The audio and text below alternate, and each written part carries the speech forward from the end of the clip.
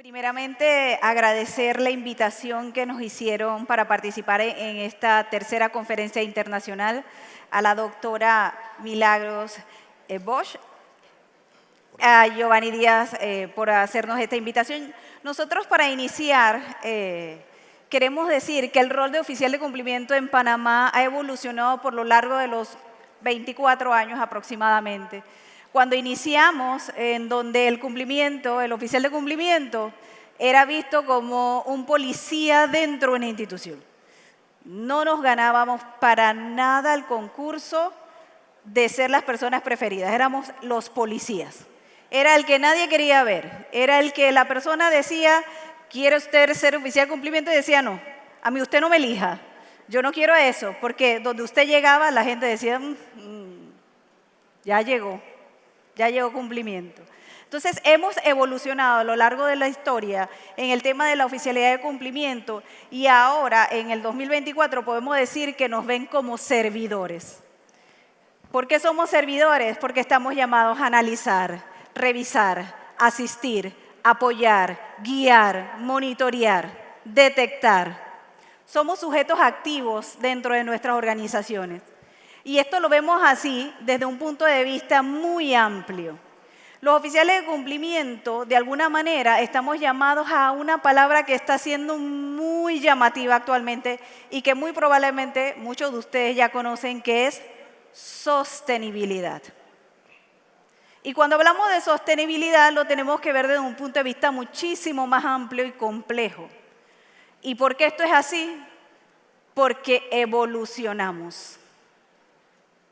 Y esto es una palabra muy importante que debemos tener en consideración en lo que va a ser nuestra presentación con respecto de la evolución. Aquí hemos hablado de temas muy interesantes del día de ayer y que ustedes tienen que llevarse consigo porque ustedes son los actores de esta gran obra llamada prevención. Hablamos de cultura, hablamos de cambios. Hemos hablado de procedimientos, hablamos de política, hemos hablado de lo que queremos lograr y lo que hemos trabajado. Y un aspecto que no podemos dejar de lado es un aspecto de lo que queremos seguir logrando. Y esto lo hemos aprendido en Panamá de una manera bastante interesante. Cuando hablamos de los casos de alto perfil, que después posteriormente vamos a ahondar un poquito más, tenemos que tener en consideración aspectos importantes como por qué, quién, cuándo, cómo y dónde. Porque una de las cosas que nosotros hemos aprendido a nivel de Compliance Officer en Panamá es que hay que tener algo que se llama convicción. Los llamados a comprender, interiorizar, integrar en su ADN su rol son ustedes. ¿Y por qué esto es bien importante? Porque nadie va a creer en alguien que no cree ni en lo que está diciendo. De nada sirve que tengamos políticas, procedimientos, estas capacitaciones tan maravillosas y con este salón tan lleno. Si cuando salimos y alguien nos pregunta, ¿y usted por qué está haciendo eso? Y decimos, porque la política lo dice. Porque mi jefe dice que eso lo debo hacer así.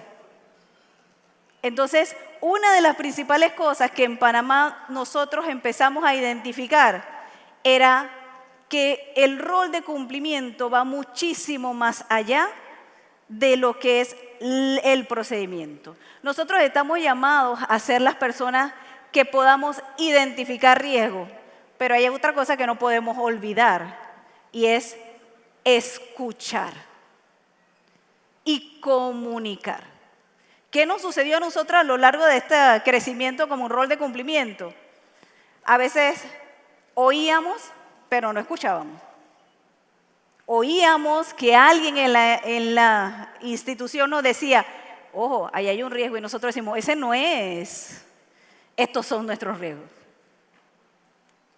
O peor aún, nos comunicaban un riesgo, pero nosotros no transmitíamos resultados.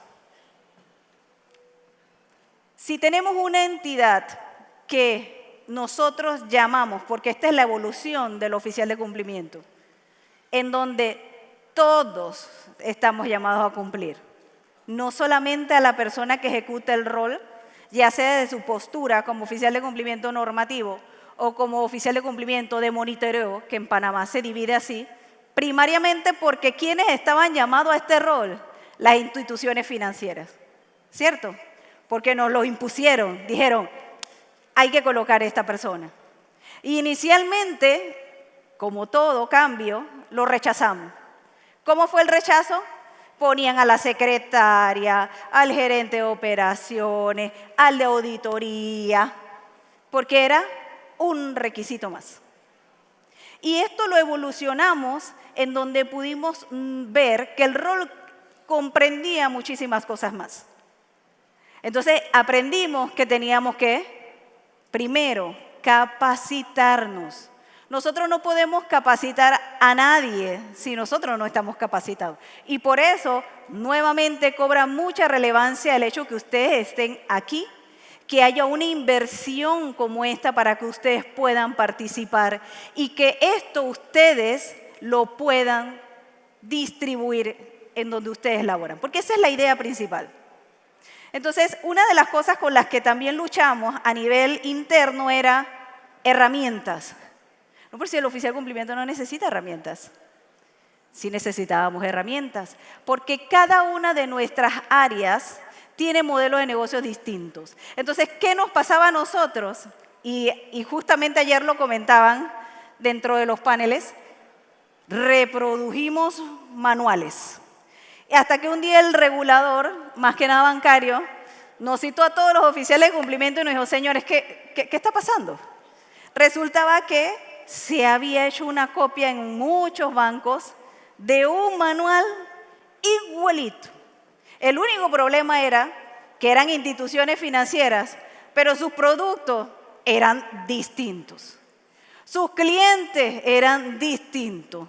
Las sucursales donde estaban ubicadas, eran distintas. Entonces, en ese sentido, nos pudimos llevar a ver que el rol de cumplimiento estaba cambiando. Entonces nos dijeron, oye, ok, qué bonito todo. Si ustedes tienen este tema así, ok, explícame cuáles son tus productos. Y ahí la matriz se rompió. Porque todo el que había hecho una copia de este manual no pudo justificar que dentro de su plan de negocios, que en este caso sería la razón de ser de cada una de sus instituciones, no habían tales productos. No habían ni los productos, ni las estructuras, no habían ni las herramientas. Llegaron hasta copiar los sistemas que estaban aplicando. Y en este punto, como les estaba mencionando, en el tema del rol del oficial de cumplimiento, ahora hablamos de algo, una palabra que ha sido también, y la han escuchado hoy mucho, gestión. Donde la gestión lleva más que hacer un proceso. Gestionar no significa, bueno, yo cumplí, yo hice lo que me pidieron. Ahí está un check y un check. Y si me preguntan, hasta aquí llegué. Eso no es gestionar. Cuando estamos hablando de gestionar, nosotros somos dueños de este proceso. Y al ser dueños de este proceso, nos comprometemos con que sea hecho de la mejor manera.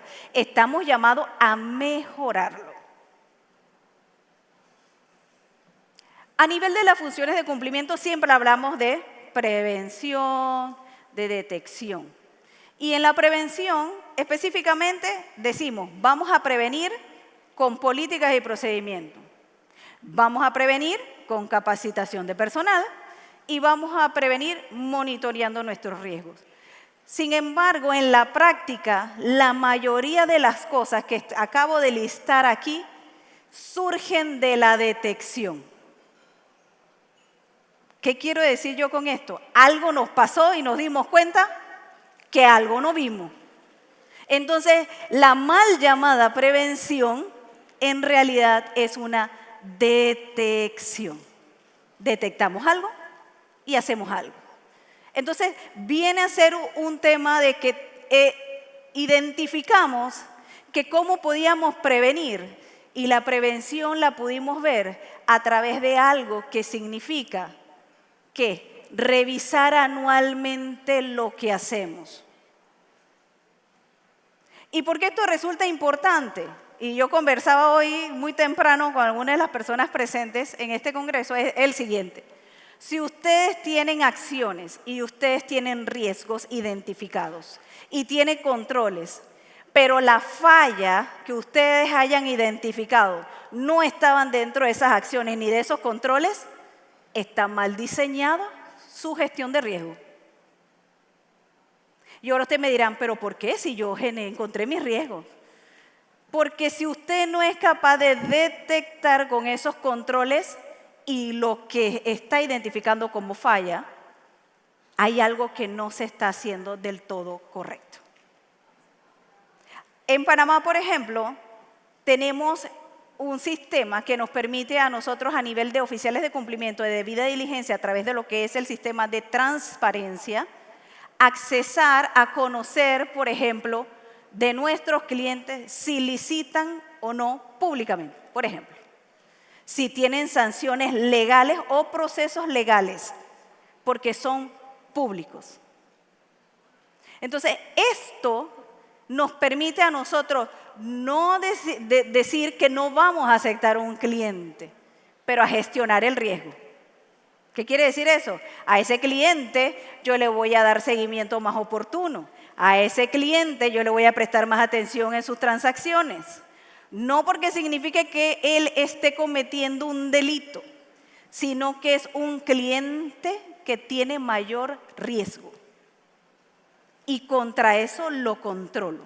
Entonces, aprendimos a ir modificando la tendencia, porque llegamos en un punto en que dijimos, no, espérate, a ningún servidor público, habían bancos que decían, yo no quiero nada con servidores públicos, porque ahí hay riesgo. Decíamos, pero no le podemos limitar un servicio a alguien, porque resulta que hay mayor riesgo. En Panamá incluso hasta hace aproximadamente 4 o 5 años, casas de valores reguladas en Panamá no podían abrir cuentas bancarias en bancos panameños. ¿Por qué? Porque decían, espérate, es que resulta que tú manejas en tu cuenta dinero de tus clientes y como yo no conozco a tu cliente, yo no te voy a brindar ese servicio. ¿Y qué es lo que se conocía en esa tendencia? Como algo que se llama de-risking, no tomo riesgo. Por eso que le digo, si hay algo que en estas posiciones que ustedes tienen tenemos certeza es que siempre hay cambios, siempre hay nuevas tendencias, siempre hay nuevas tipologías. Por lo tanto, no podemos quedar estáticos. Y aquí viene una parte más importante que a lo largo de estos 24 años que también he estado ejerciendo esta función, me lleva a mí a decirles a ustedes, por lo regular, nuestros procedimientos, nuestra gestión de riesgo y demás están enfocadas a dar respuestas. ¿Respuestas a quiénes? A las autoridades. Si me preguntan, aquí está. Damos respuesta para tomar medidas disciplinarias, porque no podemos obviar el hecho de que estamos llamados a hacer un rol que lleva deberes y lleva responsabilidades, pero lo más importante para dar respuesta de cada uno de ustedes es el análisis de la consecuencia. Pero desafortunadamente, nuevamente, cuando hablamos de gestión de riesgo y vemos el tema análisis de consecuencias, decimos, no hombre, ¿qué va? Aquí vamos a buscar culpables. ¿Quién se equivocó? ¿Tú? Yo no. Fue otro. Pero el análisis de consecuencia al que estamos llamados no es este. No es ver quién se equivocó, sino qué salió mal, qué no vimos, dónde el proceso falló, qué dejamos de hacer para que no se pudiera cumplir un tema de un procedimiento y que nos lleva a un riesgo. Cuando hablamos de situaciones de riesgo, hay muchos riesgos. En este caso específico, nosotros nos quisimos enfocar específicamente en 4, que son quizás no necesariamente los más, quizás no son los únicos, pero sí en este momento tienen en Panamá una relevancia importante. El primero, el fraude. Nosotros, a nivel de lo que era la oficialidad de cumplimiento, identificamos con la pandemia que el fraude fue una de las tipologías que más nos impactó. En Panamá, por ejemplo, tuvimos la situación, que creo que no fue en el caso de ustedes, porque hoy conversando también nos dimos cuenta, estuvimos con movilidad restringida, es decir, no podíamos salir de nuestras casas 2 años. Y era tan restrictivo que para usted salir a la calle, usted tenía que tener algo que se llama un salvoconducto y no se lo daban a todo el mundo. Eran muy pocos casos y tenía 1 hora para salir a comprar algo en la semana. Usted iba al súper, regresaba. Ese nivel de restricción. ¿Qué trajo como consecuencia esta restricción de movilidad? Todo lo que tiene que ver con negocios de hacer dulces, vender algo por internet, Instagram. Y comenzamos a tener una nueva tipología que en ese momento nuestros sistemas no estaban en capacidad de poder detectar.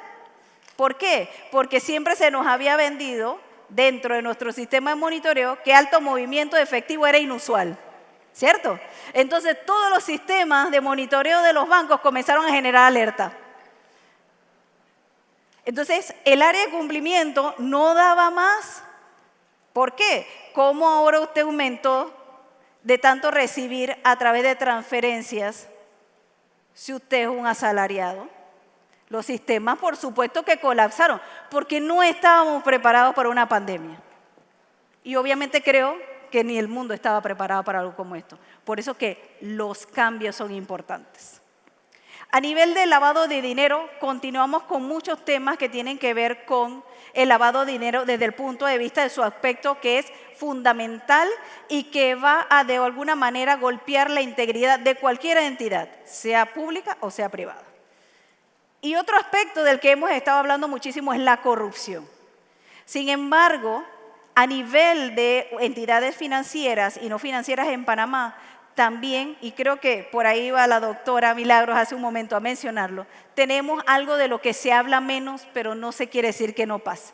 Corrupción privada. Y esa es una realidad con la que vivimos. Normalmente vemos en todos los titulares, y esto lo vemos mucho a nivel de Latinoamérica, corrupción pública. Corrupción pública. Pero cuando vamos a ver casos, por ejemplo, como Odebrecht en Brasil, ese es el mejor caso de corrupción privada.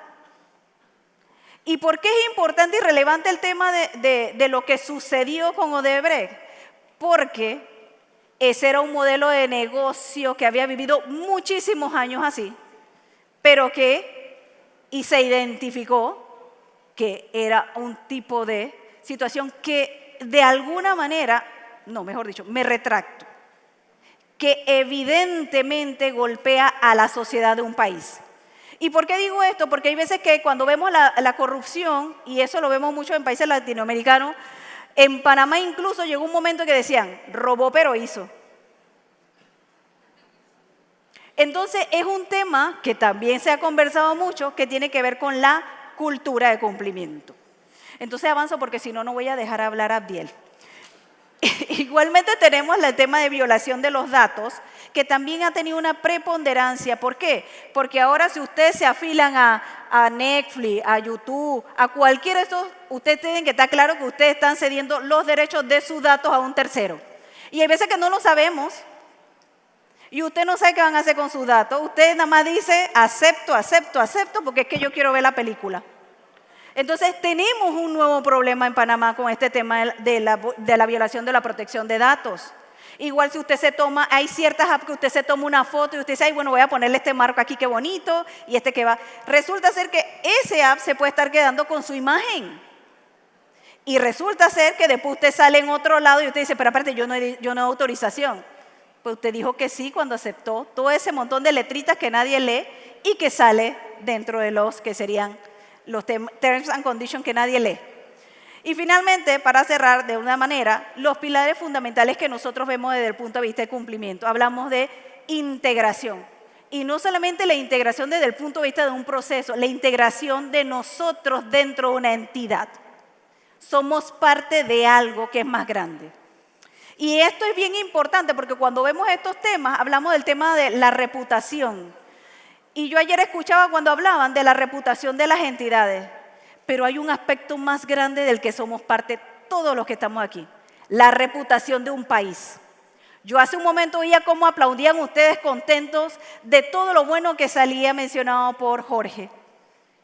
Y esto es importante porque a usted le da presencia, le da credibilidad en el mundo y siguen siendo pioneros, como por ejemplo este día de hoy con esta conferencia, que no se ve en muchos países.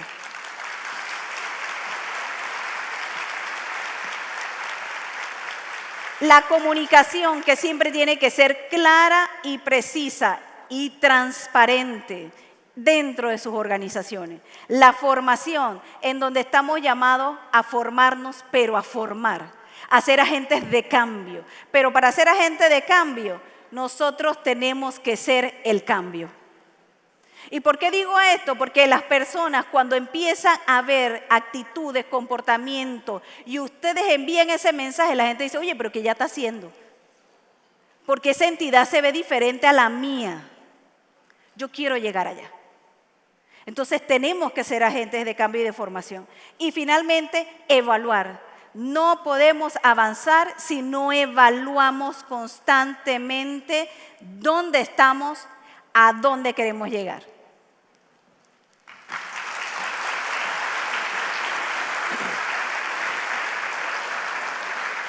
¿Cuál avanza? El centro.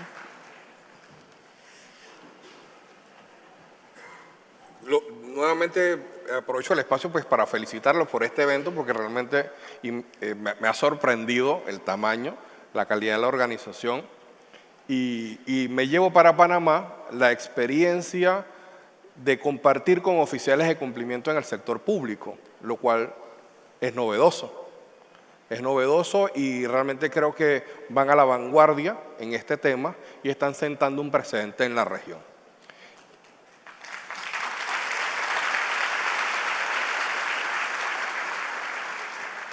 Quiero compartir con ustedes brevemente una línea de tiempo respecto de cómo ha avanzado la figura del oficial de cumplimiento y sus responsabilidades. La figura surge por requerimientos internacionales en materia de prevención de blanqueo de capitales y tiene una data en Panamá asociada a la configuración en el marco penal del tipo penal que se estudia, en aquel momento se llamaba lavado de dinero, y ha ido evolucionando. En el sector privado, la iniciativa o el liderazgo inicialmente lo ha llevado siempre el sector financiero, normalmente el sector bancario, por ser este en el cual se perfecciona las tres fases del delito de blanqueo de capitales y por ser al final el canal a través del cual se gestionan los recursos o los patrimonios obtenidos de manera ilícita. A lo largo del tiempo, esto fue en el año 2000, el tipo penal fue madurando, se fueron incorporando otros tipos penales como delitos precedentes de blanqueo de capitales, entre los cuales se incorporó cerca del 2008 el tipo penal de corrupción de servidores públicos y el tipo penal de enriquecimiento injustificado, que son tipos penales que le aplican exclusivamente a los servidores públicos, por lo que comentaba hace un poco Catherine. El tema de la corrupción privada no está estudiado, se hace un poco complejo en materia probatoria integrarlo dentro del tipo penal como delito precedente de blanqueo de activos por la necesidad de incorporar un elemento probatorio convincente dentro del proceso judicial. Entonces, una vez modificado el Código Penal en 2008 y luego de las visitas que recibimos en Panamá por parte del GAFI, donde se nos hicieron algunas recomendaciones para que modificáramos, sobre todo desde la óptica administrativa, los elementos de control que teníamos disponibles para mitigar riesgos asociados al blanqueo de capitales indistintamente de cuál fuera el delito precedente. Es necesario comprender, al menos de una manera manejable y razonable, la economía del país. cuáles son los sectores económicos que producen bonanza, cuál es nuestra realidad. En el caso panameño, nosotros no somos productores industriales, nosotros no somos importantes productores agropecuarios, nosotros nos especializamos en la prestación de servicios de todo tipo, comerciales, corporativos y sobre todo financieros. Una de las recomendaciones del Gafi, si no mal no recuerdo es la 23, entra a reglamentar o a recomendarle a los países que se acojan a estas recomendaciones que incorporen mecanismos para prevenir el blanqueo de capitales a través de la incorporación de vehículos corporativos, sociedades anónimas en cualquiera de sus formas. También existen otros vehículos corporativos que se asemejan mucho. ¿Por qué? Porque se utilizan frecuentemente para hacer ver que se están generando negocios reales y se utilizan también para esconder activos. Sirven para lo bueno, pero también sirven para lo malo. Entonces, ¿qué sucede? El oficial de cumplimiento no solo tiene que especializarse en materia de gestión de riesgos, controles, sino que tiene que entender la economía del país y tiene que entender los vehículos corporativos y el sistema de estructuración de operaciones financieras a través de las cuales se puede incurrir en algunos tipos penales. Todo esto para poder establecer controles eficientes dentro de la organización. A partir de 2010, 2011 se empezó a trabajar un marco regulatorio en este sentido y se creó medidas de prevención de blanqueo de capitales dirigidas al sector de abogados en materia de, para tener ciertos controles al momento de que se incorporaban compañías. Este periodo fue pues, de mucha bonanza en el país y muy criticado por el liderazgo que había en su momento, y esto acarreó algunos cuestionamientos por parte del Gafi, que tenía programada una visita en el periodo 2015-2020 y muy probablemente íbamos a caer en un proceso de sanción o de baneo, de inclusión en listas sancionatorias. El gobierno se apresuró a reglamentar una norma, la Ley 23 del 2015, a partir de la cual se integran con la obligación de prevenir el blanqueo de capitales no solo el sector financiero, sino el sector real. Bienes raíces, zonas francas, distribución de autos. Y esto le dio fortaleza a la autoridad competente y al Ministerio Público en su facultad investigativa para requerir información por parte del sector privado. Este quinquenio fue especialmente sensitivo en Panamá, toda vez que en 2016 estalla el mal llamado caso Papeles de Panamá. Y digo mal llamado porque hubo una firma de abogados en Panamá que fue víctima de un hackeo informático, donde les extrajeron documentos con los cuales ellos gestionaban la incorporación de sociedades anónimas, no solo panameñas, sino de otras jurisdicciones, como puede ser Bahamas, BVI, Belice, Caimán, Seychelles. Pero la firma de abogados era panameña. Digo era porque ya no existe. Entonces, se vendió el caso, llamémosle el caso, con este nombre, Papeles de Panamá, creo que hasta se hizo una película al respecto. Y esto tuvo un impacto negativo dentro de la economía del país, que se dedica a la prestación de servicios corporativos. De hecho, dentro de la jurisdicción panameña se adelantaron muchísimas investigaciones para determinar el alcance y la participación de nacionales dentro del proceso. Sin embargo, reviste de mucha complejidad toda vez que estas sociedades anónimas, que probablemente fueron mal utilizadas en Europa o en algunas latitudes del continente americano para esconder capitales de personas que tenían obligaciones, por ejemplo, en materia fiscal, en sus países de origen, los vehículos no eran panameños, pero el daño reputacional quedó. Entonces, en el mismo año, creo que fue ya 2016, estalló Odebrecht. Y conocimos todos de primera mano el sistema estructurado a través del cual se utilizaban vehículos corporativos para el pago de comisiones en forma de asesoría. Entonces entendimos que dentro, o al menos fue público, que dentro de los procesos de contratación pública, aquellas empresas que se ganaban los contratos de obra incorporaban asesores legales, técnicos, operativos, y les hacían contratos para documentar y justificar los pagos que les estaban haciendo.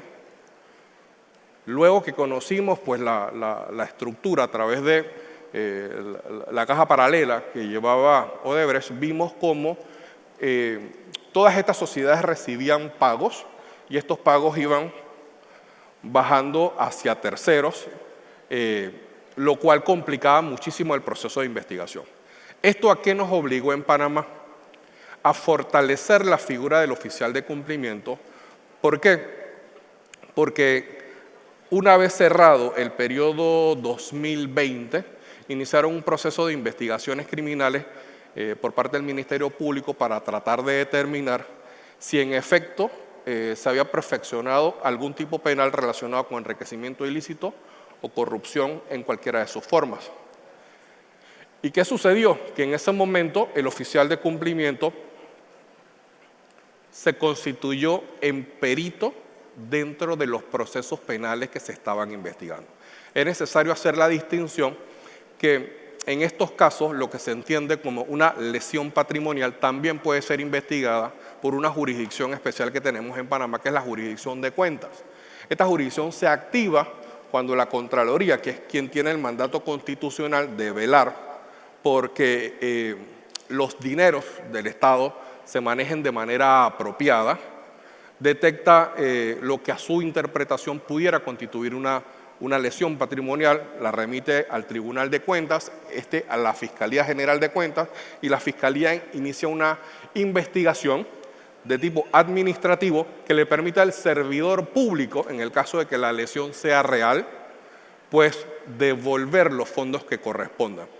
Pero esto no es óbice de que paralelamente se inicie una investigación por parte de la Fiscalía Anticorrupción, siempre que se ha detectado algunos indicios que converjan en la figura del tipo penal.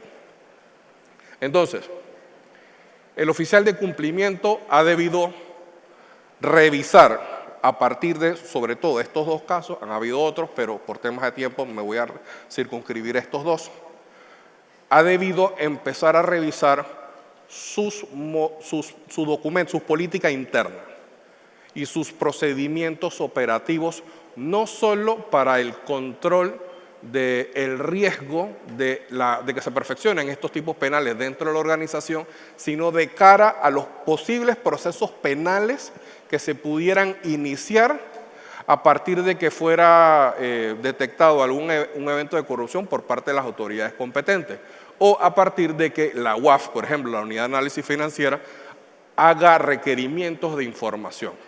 En este momento de la película, pues el oficial de cumplimiento no solo es un elemento de control, pasa también dentro de algunos procesos penales a constituirse como perito o testigo, según corresponda, de que en efecto hizo su trabajo. Entonces, el elemento probatorio que tienen ustedes como oficiales de cumplimiento es tener un documento, nosotros le llamamos manual de cumplimiento, donde se definen de manera clara las políticas, quiénes somos, dónde estamos, a qué nos dedicamos, cuáles son nuestros riesgos, los procedimientos que usted ha incorporado dentro de sus funciones para velar por el cumplimiento de estas políticas y los mecanismos de reportes oportunos, eficaces y ojalá automatizados para que exista esta figura de transparencia en la cual su gestión sea de conocimiento de las autoridades de la institución, sea privada o sea pública. Entonces, indistintamente del sector en el que se desempeñe el oficial de cumplimiento, se hace necesario contemplar dentro de este documento que se va a constituir en nuestra herramienta de defensa, nuestro mecanismo de identificación de riesgos. ¿Por qué? Porque necesitamos nosotros, como oficiales de cumplimiento, estar preparados para demostrar que hemos realizado un análisis exhaustivo para identificar riesgos de incumplimiento asociados al modelo de negocio de la entidad o asociados a las conductas de los colaboradores o de nuestros compañeros. El manual de cumplimiento debe integrar mecanismos que permitan evidenciar cuáles son los pasos para gestionar las medidas preventivas, auditorías control, sistemas automatizados de reporte, cuando corresponda. Este mismo documento requiere que se incorporen las políticas y los procedimientos para preservar la documentación. En el caso de la normativa panameña, nos pide al menos 5 años en el sector privado después de terminar la relación comercial. Yo siempre les recomiendo a los oficiales de cumplimiento, hombre, guárdalo un poquito más. Mejor es que sobre a que falte. De tal manera de que esta documentación, cuando sea requerida por las autoridades competentes, esté disponible para confirmar o descartar el perfeccionamiento de determinado tipo penal. Y la que se hace más compleja es la figura del monitoreo. Si no tengo una comprensión clara de a qué me dedico, cuál es mi nicho de mercado, cuáles son mis clientes, indistintamente si es una institución pública o una entidad privada. ¿Quiénes son mis clientes internos y externos? ¿Cómo voy a hacer monitoreo? ¿Qué herramientas tecnológicas puedo requerir para hacer este monitoreo? ¿Cuántas contrataciones públicas se hacen por día, por mes, por año? ¿Por qué monto? ¿A qué sectores? El oficial de cumplimiento tiene que estar preparado para presentar en una cucharada información que permita toma de decisiones oportuna y eficaz. ¿Qué aprendimos en Panamá? Sobre todo a partir de estos dos casos que he mencionado. Primero, pues la justicia a veces tarda, pero llega. En el transcurso de estos 2 últimos años hemos tenido sentencias importantes, sobre todo contra autoridades de alto perfil que están pues en un proceso ya agotado, donde no pueden interponer nuevos recursos. Se está a la espera de que en efecto pues entren a los precintos donde tienen que pagar algunas penas. Entonces el sistema judicial puede demorar, pero funciona, es eficaz y nos alcanza a todos. Luego, este proceso de justicia tiene un desgaste importante que abarca no solamente a las instituciones y al oficial de cumplimiento, sino a todo el entorno. El riesgo reputacional es algo que nos impacta, inclusive de manera colateral. Pasó muchísimo, por ejemplo, en el caso Papeles de Panamá, que todas las personas que trabajaban en la firma de abogados Mossack Fonseca, donde se incorporaban estos vehículos corporativos, que no necesariamente eran panameños, de hecho, con propiedad lo puedo decir, eran los menos, la mayoría eran de Islas Vírgenes Británicas. La mayoría de estos profesionales, después de que iniciaron los procesos de investigación, les fue muy difícil conseguir trabajo en instituciones públicas o privadas. Y no ha sido hasta que ha terminado el caso recientemente que se han podido quitar este peso de encima. Inclusive, lamentablemente, uno de los fundadores de la firma falleció durante el proceso y no llegó a ver el resultado. En todo caso, el riesgo reputacional existe y es costoso y es muy difícil levantarse del daño reputacional que se causa si no estamos en capacidad de presentarle a la autoridad competente ante investigaciones información relevante para que se nos descarte del proceso de investigación. Esto requiere que en efecto se documente y podamos presentar como elemento probatorio que dentro de la institución se lleva una gestión de cumplimiento eficaz y que la organización tiene una cultura de cumplimiento que ha sido liderada por el oficial de cumplimiento. ¿Por qué? Porque existe una responsabilidad penal. El oficial de cumplimiento tiene que actuar como buen padre de familia en el proceso de generar cultura organizacional dentro de la institución. La responsabilidad, el trabajo del oficial, el hecho de que trabajes como oficial de cumplimiento no te exime de responsabilidades dentro de un proceso de investigación que se adelante. o desde la óptica administrativa o desde la óptica penal. Y tenemos que estar conscientes de esto. Y esto nos llega a concluir la importancia de lo que hemos discutido, sobre todo el día de ayer, el tema del entendimiento, cuáles son los riesgos asociados a nuestras actividades, cómo los gestionamos o los descartamos. Nos conversaba Catherine sobre el de-risking, una expresión, la escuché en Estados Unidos, básicamente no es otra cosa que si no te entiendo, no te apruebo, no avanzo contigo porque no sé a qué te dedicas. No lo puedo gestionar, no lo puedo controlar, no lo puedo mitigar, lo descarto.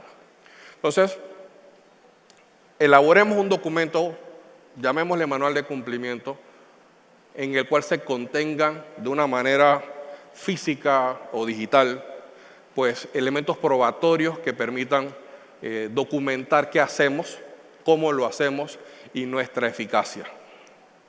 Hasta aquí, muchas gracias por la invitación.